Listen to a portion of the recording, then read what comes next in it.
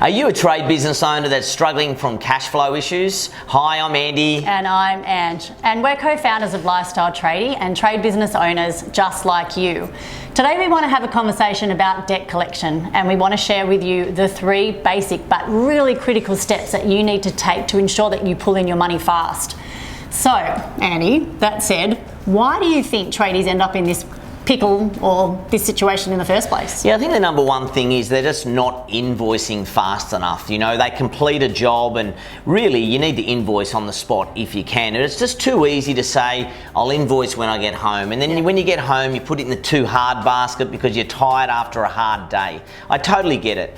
But it's really about then when it becomes such a hard day, you say, well, I'll do it tomorrow. I'll do it the next day. And then all of a sudden it's a week down the path, or 2 weeks down the path. The customer's sitting back going, where's that bloody invoice? Yeah, totally. And you're going, oh, it's in the too hard basket. Which is interesting. That leads me to the other problem that they have, which means they don't actually put it as a priority, do they? A lot of tradies that we talk to, it's really, really low priority to them to actually chase any invoices. They know it's important. They wear that hat about debt collection. They wear that hat about finance because they wear every hat inside their trade business, but it's of absolute low priority to them.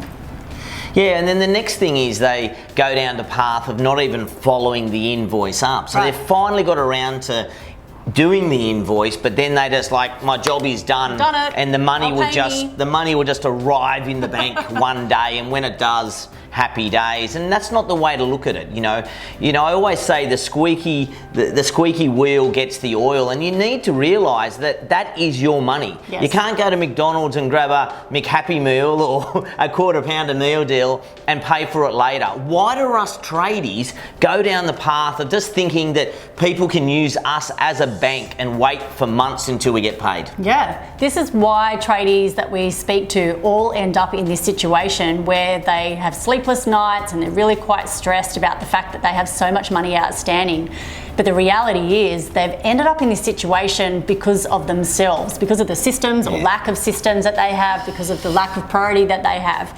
So the challenge that we have with this situation is you become the puppet. And what I mean by that is, once you've actually finished that job, once everything is done and dusted and you've paid suppliers and you've outlaid money in the first place, and you actually haven't even sent that invoice, and or you've sent the invoice and done no follow-up, then your customer has all the power. They can pay you whenever they want, regardless of you doing any sort of follow-up, can't you? So hence the reason why you're the puppet. Yeah, I think the big thing there is when you're doing the job and you haven't finished the job or you're on the spot, you can invoice and you've got a bit of power, you're there. Yeah. But the longer you leave it, the power is gone, and they say, well, it wasn't a priority for them to send the invoice, so it's not a priority for me to pay the invoice. Yeah. And all of a sudden that'll sit back and just play you a little. Yeah, so what I want to share with you now is this particular model. It's called the payment leverage timeline. So this axis is obviously time, and imagine this is the job in the middle. And where you see the green section, this is where you as a trade business owner have all the power and all the leverage to actually ask for commitment and or a deposit for that particular job before you've even done the job. The red area is you've now completed the job, it's over. As I mentioned, you've paid suppliers and you've done everything else, but the customer now has all the power. They have the leverage because there's no more urgency anymore.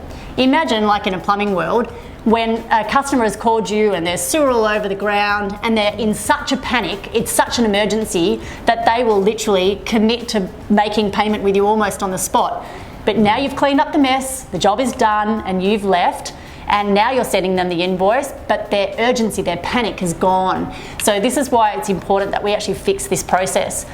There's a number of things that we can do as a trade business owner to ensure that we maintain the power for the leverage of payment, and you'll see them here. So I'm not going to take you through them in detail, but what they are is understanding the call converter, which is our 9 steps in order, what you should be doing whilst you're on a call with every customer. Communicating terms and conditions and getting approval, getting signed pre-approval with regards to the job up front so that you don't even proceed with that job unless someone has said yes. Adhering to getting payments in advance and a deposit paid if that's the style of job you do.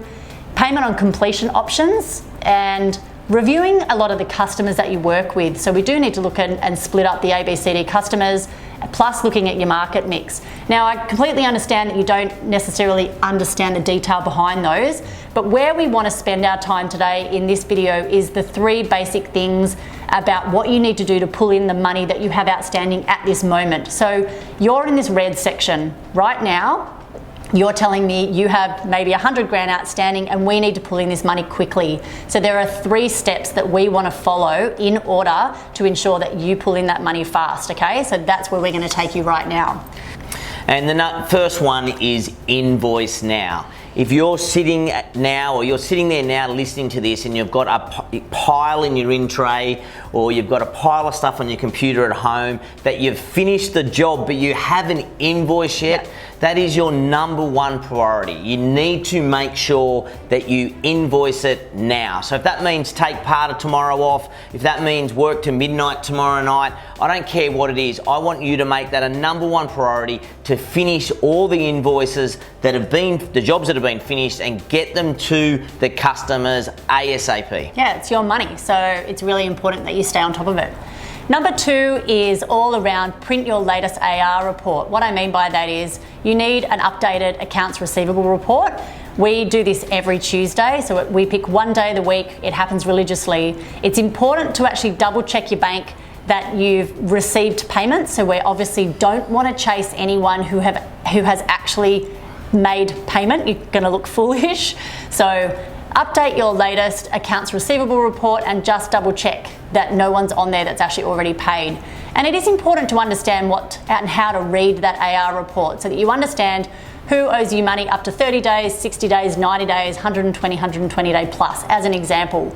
And so that you chase every single one of them. And the third one is do a weekly debt collection. Pick a day. For us in our business, it's a Tuesday.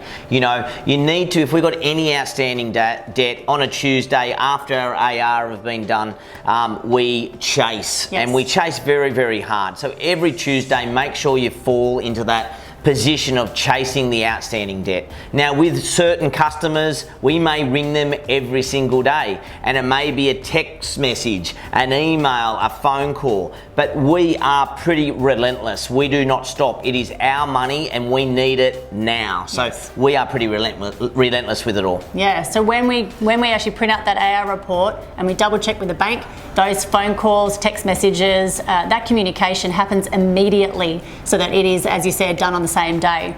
So really basic, they seem like really basic steps, but it's astounding the number of trade business owners who actually don't put this as a priority inside their business, and they wonder why. They're talking to us about having huge amounts of outstanding debt, outstanding cash flow, people owing them money, and causing them a lot of stress. And these simple things being put into your business will make a massive difference. Yeah, and with your business, with cash flow, if you want to grow your business, pay staff, do all those things you want to do to make yourself more comfortable and take your business to another level, you need money. So the faster you can pull that money in, the better you can take your business to a whole nother level. That's right. We've designed a little checklist with regards to these 3 steps. It's called the 3 steps to debt collection happiness. And if you'd like a copy of this will give you an opportunity to just check in with yourself about how you're going with these particular 3 steps. You end up with a score out of 21. It's really important that you actually hit that number of 21. So if you'd love a copy of this, please just reply yes below and we'll make sure we get this to you immediately.